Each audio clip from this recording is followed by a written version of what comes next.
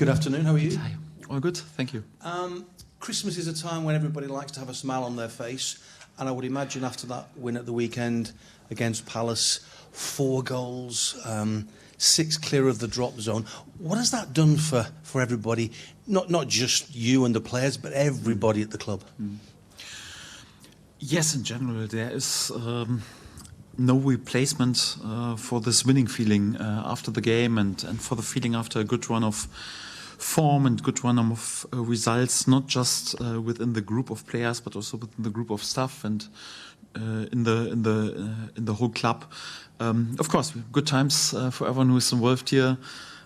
For Leeds United, and we know that we are in a good shape and have delivered really some impressive performance, and 8 points out of the last 4 difficult games is really good outcome. But we're also far away from losing the ground under our feet, or not to stay humble or whatever. We know it's still a long road, and still many more points that we need to win, and for that.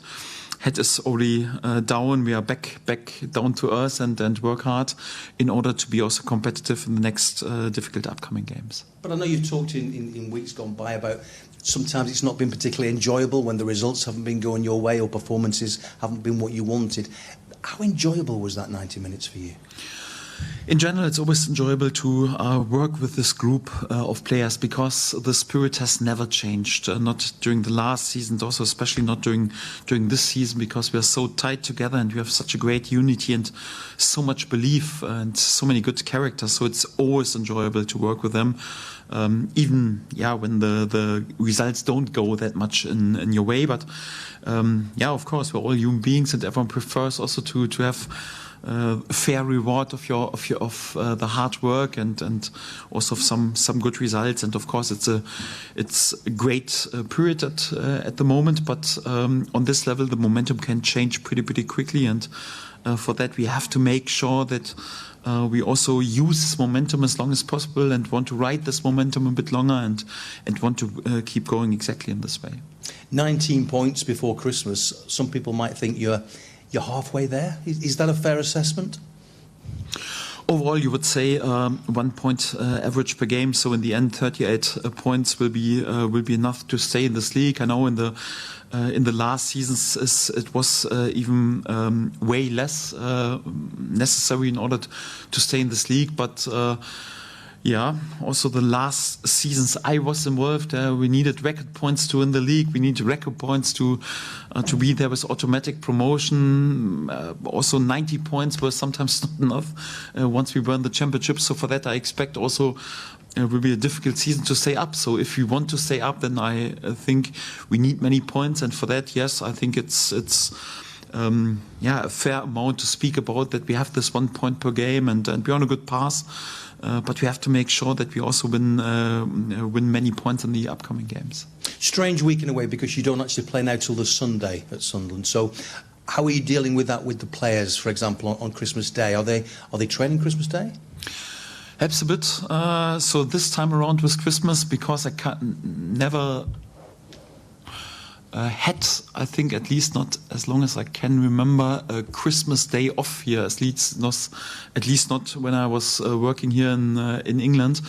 Right now we will allow ourselves also on Christmas Day to have a day off. I think it's good for the families of the players, and also especially also for the staff, because a build up into a game more or less with 7 days in a row to build up into a game, then normally you are running out of energy. So normally we do 4 or 5 days into the next game to prepare for it. If it's longer, I think, at least my experience, it's not healthy. So right now we have more or less a proper chunk in the beginning of the week, then a Christmas Day off, and then back on it on the 26th, on the 27th, and then more or less like in total also 6 or 7 training sessions into this game, but also allow ourselves more or less a recovery day on Christmas. And I think it's a perfect balance in order to be ready then also for Sunday. And it's a day of as you say, to be with the families, and to everybody likes to eat and drink. How do you play that? Because I mean, Pep's talking about weighing his players when they come back in. Sean Dyche today is saying he's happy for his players to have Christmas dinner. What's your attitude towards the players and what they can eat and drink on Christmas Day? We are all human beings, and that means we are made also to come together and to socialize and to be together, especially with the family and with the loves. If you don't enjoy such a day or such a period, anyhow, then you will ask yourself also one day why I'm doing all this hard work and why I sacrifice so much. Players have to sacrifice a lot. Yeah, for example, Christmas Eve we have 2 training sessions on this day. We are Boxing Day in early morning, and it's not like okay you can have a proper sleep in, and so we will have meetings about Sunderland and training sessions. But the most important thing is I think the time with the family, with parents, grandparents, even for my players, or together with their kids if they have some kids, with their partners.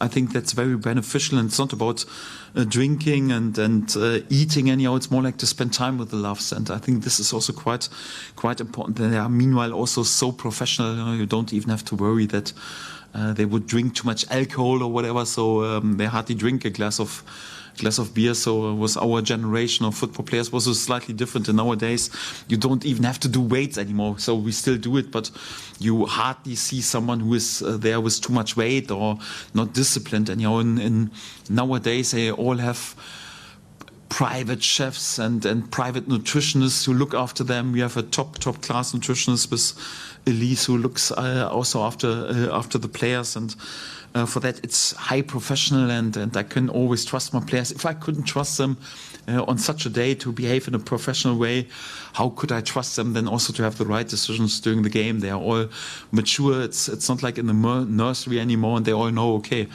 Boxing Day morning they have to deliver on a training pitch, and for that I'm not worried at all that they would be somehow undisciplined anyhow when they have a recovery day on Christmas Day. No, not at all. And just a thought on Sunderland. I mean, I think it's fair to say they've surprised everybody in the Premier League this season. Have they surprised you? Not surprised, but it's definitely remarkable what they've done. We spoke about how difficult it is for a promoted side to be over the line and to give yourself a chance to stay in this league, and for that their point tally is already on a really good height, and for that, yes, remarkable results, and but they were one of the best championship sides last season, perhaps not with a perfect end of the regular season, but then also pretty impressive and effective during the playoffs. And I was quite expectant that they would do well, because they have Regis, a manager who's always calm and is doing a remarkable job. They had really good recruitment in the summer, and my gut feeling was also they wouldn't need to change their style of playing too much in comparison to the championship, because even there they were always compact and there was quick transitions and quick attacks. And this is also like they didn't have to change their style too much also for this season, where, of course, as a promoted side, you have a bit more approach where you concentrate on being rock solid against the ball and to be there with quick transitions. So for that, I would have backed them even before that they would do a really good, would play a really good season. Okay, that they would be on such a good point tally and would be so effective also in the final minutes of the game.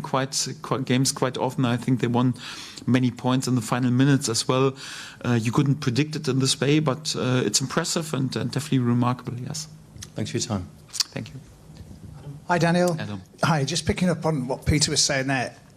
It's like the buzz thing this week that managers are weighing players, or they will be weighing players. I mean, is it just normal that you weigh players, or will you specifically do that as well over Christmas? Yes, no. We do it more or less each and every week, sometimes even twice a week, and there is this assessment. So again, in my generation, and yours was different. Then it's more or less like you had the weights, whatever, after summer break, and then if you have too much weight, you had to pay a fine or whatever. And nowadays, you don't even have to think about this anymore, because if you're not perfectly prepared for a game on this level, you can't deliver. And everyone knows of my players, if there is one game where they're not on it and don't deliver, then nowadays with social media, more or less they are punished of so many people nowadays. You can't even allow yourself to be 1% less professional than you should do. So was different 20 years ago in a different generation where not everything was looked at and there was no social media or whatever. So I think in nowadays the players know exactly what happens if they're not on it, and for that it feels like you don't really have to worry about it that much anymore. But yeah, we still do it anyhow. We have still so many assessments, or sometimes even a bit too much, if I'm honest, but it's good, it's professional, it's the right way, and for that you don't have to worry about this topic anymore. I know players have changed in terms of the squads that you've had over the time you've been here, but has the trust grown from, say, the first Christmas that you were here with the players, and what's expected, and do they sort of police themselves now? Obviously it's a different group of players as well, but I wouldn't label it that it has changed that much, because we're working together on a daily basis, and if you work together on a daily basis, then you can also judge if what we're doing all together is really quality or is not on the top level. And I think more or less, like when you work with the players even for 5 or 6 months, they can judge it in a perfect way if success is just a bit coincidence for a little while, or you're doing really quality work. And I think we trust each other in the way we work, and for that was always belief in everything. Of course, if you then have achieved something together, like playing the best season in the history of the club with 100 points, winning the title, or having also impressive run of performances and results on Premier League level, of course, and it's more or less each every success builds even more belief and creates even stronger unity. Yes, I would label it like this, but I wouldn't say that it's a big difference between the first Christmas and right now the third Christmas here. You said it was a complicated plan to work out how to beat Palace, and you said it would be the same this time around against Sunderland. But you've just said that Sunderland haven't changed that much, so is the plan more complicated than it was against Palace, or how much different of a challenge do they pose? It was complex against Palace, because we played a base formation against the ball was 5 at the back. In possession was always 4 at the back. So it's not that you do this that often, that you change more or less during the game so often against the ball with the ball, because sometimes you could also overload the players a bit too much. But yeah, Palace had 8 games before just conceded 5 goals, and we were able to put 4 into the net just in one game. We nearly doubled the amount of goals that they have conceded. For that, a pretty special plan was needed. And yes, Sunderland were impressive. It's so difficult to create chances against them. It's difficult to score goals. We found a way also to dominate them, at least in periods, and also to score goals against them last season. But it's also a change setup. They have a different type of players, and for that we also need a special plan. So I think it will be a different game in comparison to Crystal Palace. That's definitely for sure, because Sunderland plays also differently. But we try again also to find a good balance in our plans and also what we want to do. And for that, our game plan has to be spot on, and much more important, the execution of the players has to be on the top level, and hopefully we can deliver again. I'm sure Sean Longstaff would love to play against Sunderland, having been at Newcastle. Daniel, is there any chance of him being involved, would you say, or Lucas Mecha? No chance for Sean. Also not obviously for Daniel James. There is a small chance for Lucas Mecha to be involved, so there's some progress. I hope I have him at some point during this week also back in team training, and if he comes through the sessions, then he could definitely be a topic for the squad, and he could travel with us. But he's more or less the only one from the long-term injuries who could perhaps feature in this game. And just finally for me, I know you don't want to talk about players coming in and what's happening just yet, it's not January, but you've got 2 goalkeepers out of contract in Meslier and Cairns. Elan, firstly, is it fair to say that he could go in January because he's not part of your plans here? No, all the players in the squad are part of my plans, and all the attention of myself is to each and every player, even if a player is at the moment not that much involved or just on the bench, or sometimes also not in the squad.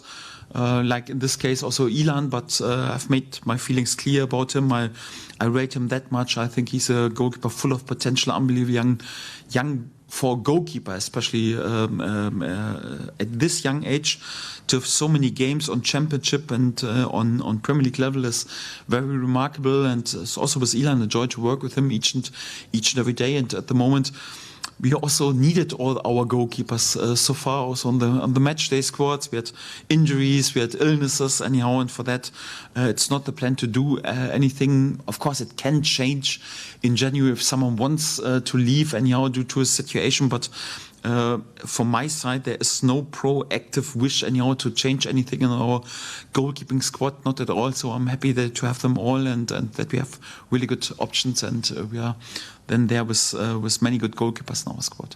Thanks. Johnson? Good afternoon, Daniel. We remember this fixture last year. I'm sure you do as well. A bit of a crazy ending to the game at the Stadium of Light. What is the Stadium of Light like to go and play in as an away side as well? They're a massive club similar to yourselves and a real throwback of Premier League grounds to go to.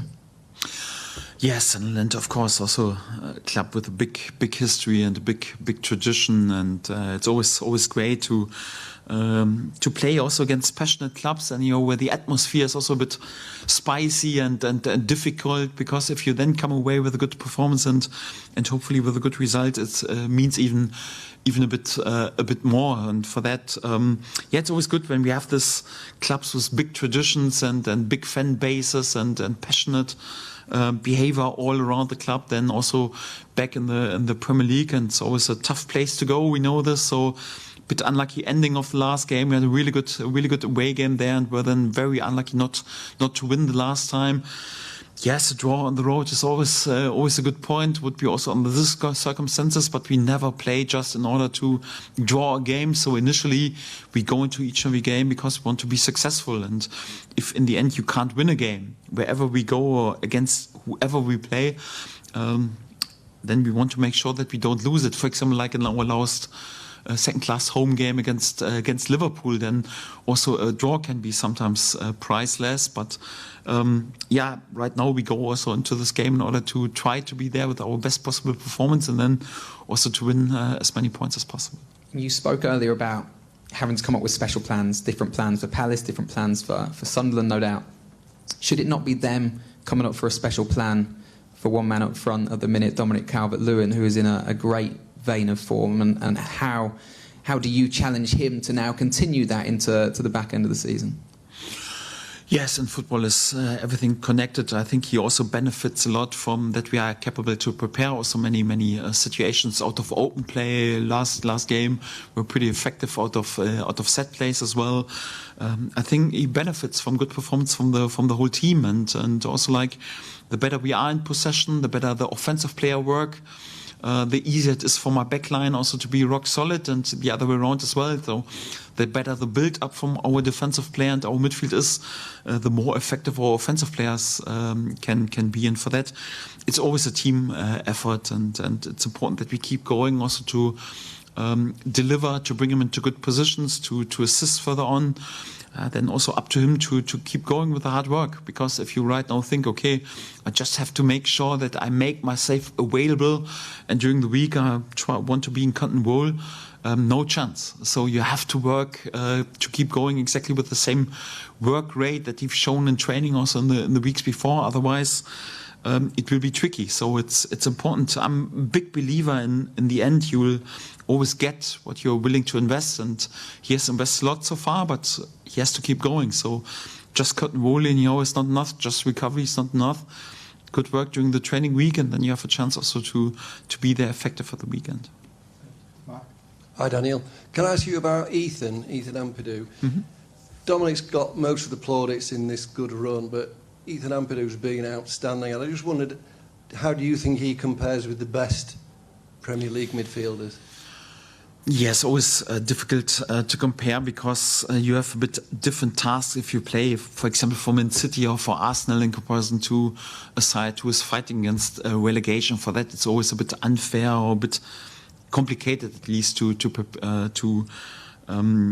compare. But what I can say is, for us, he is a key player, one of my most important, if not the most important player. So he's playing in the heart of our game and central midfield, and especially in the heart of our game, you have to be strong. You need a strong center, and we have this together with Anton Stach, together with Ilya Gruev, with Ao Tanaka, with Sean Longstaff, whoever plays there. I think it's important that we have really there a really, really strong core, and Ethan is a cornerstone and a key figure for us. I think very important for the balance to be good against the ball, to win many duels, to be aggressive, to sense the danger, to be aware, to help the back line.